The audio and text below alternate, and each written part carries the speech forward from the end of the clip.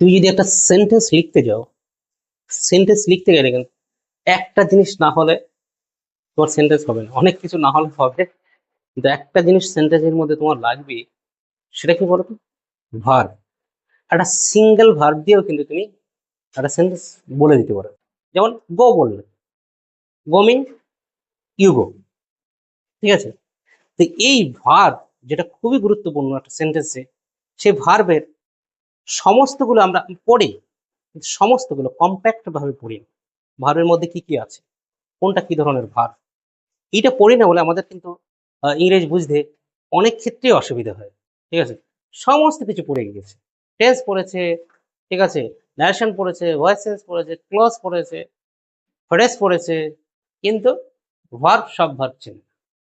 Verb যদি ঠিকঠাক ভাবে না চেনো, তাহলে ইংরেজি বোঝাটা খুবই মুশকিল হয়ে যাবে। ঠিক আছে? তো আজকের আমরা ভার্ব নিয়ে আলোচনা করব। ভার্ব কত ধরনের হয়, ঠিক আছে, এবং সেগুলো আমরা কিভাবে চিনবো, কিভাবে আইডেন্টিফাই করবো কোনটা কোন ভার্ব, সে নিয়ে আমরা আলোচনা করব। ঠিক আছে? তো ভার্ব প্রাথমিকভাবে দুই ধরনের ভার্ব আছে। একটা কি ভার্ব?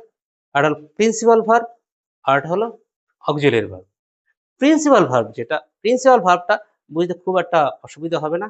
একটা জিনিস মাথায় রাখবে, প্রিন্সিপাল ভার্ব, মেইন প্রিন্সিপাল যেটা ভার্ব সেটা অ্যাকশন ওয়ার্ড হয় সবসময়। তার মধ্যে একটা অ্যাকশন থাকে। যে ওয়ার্ডগুলোর মধ্যে অ্যাকশন থাকবে সেগুলো সবসময় প্রিন্সিপাল ভার্বই হবে। ঠিক আছে?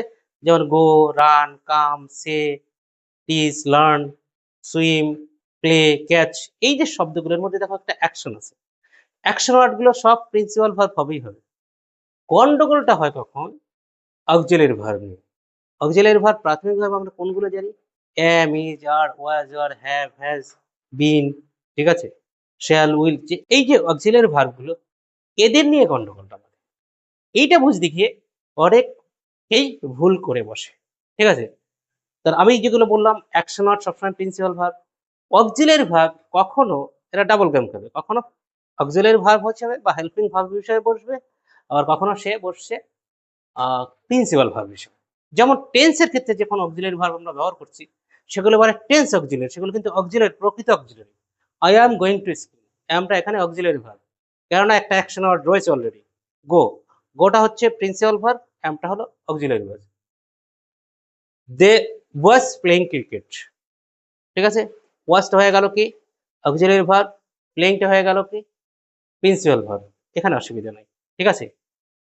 He is a boy, he is a বয়, এই যে ইজটা ব্যবহার করলাম এখানে এই সেন্টেন্সে, এখানে দেখো ওই ইজে একা হিরো, মানে আর কেউ নেই। কোনো অ্যাকশন ওয়ার্ড আছে? নেই।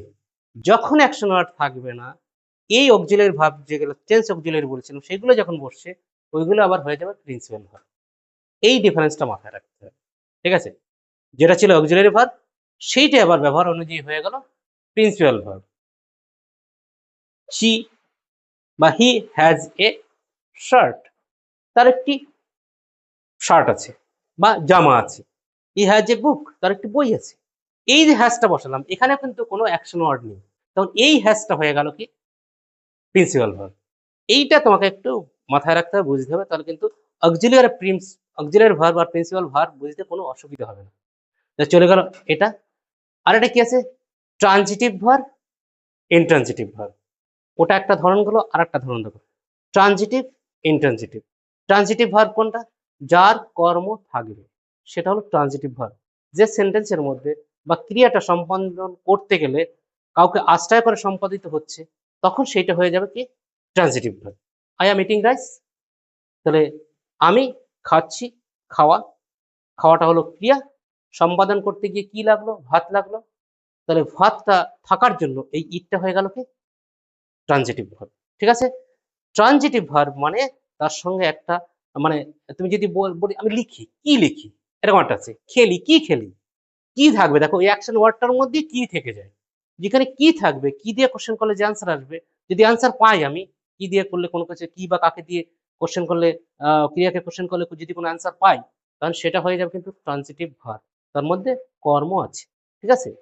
আই অ্যাম ক্যাচিং ফিশ, আমি মাছ ধরছি। ঠিক আছে? কি ধরছি? মাছ।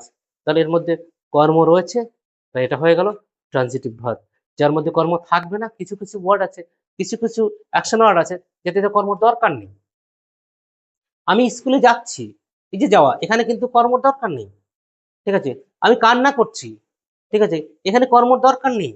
মানে ক্রাইং, আমি হাসছি, এতে কিন্তু কর্মর দরকার নেই। পাখি আকাশে উড়ছে, ফ্লাইং, এটা কিন্তু কর্মর দরকার নেই। মানে রোরিং, লায়ন যে রোরিং করে, আওয়াজ করা, গর্জন করা, সেখানে কিন্তু কর্মর দরকার নেই।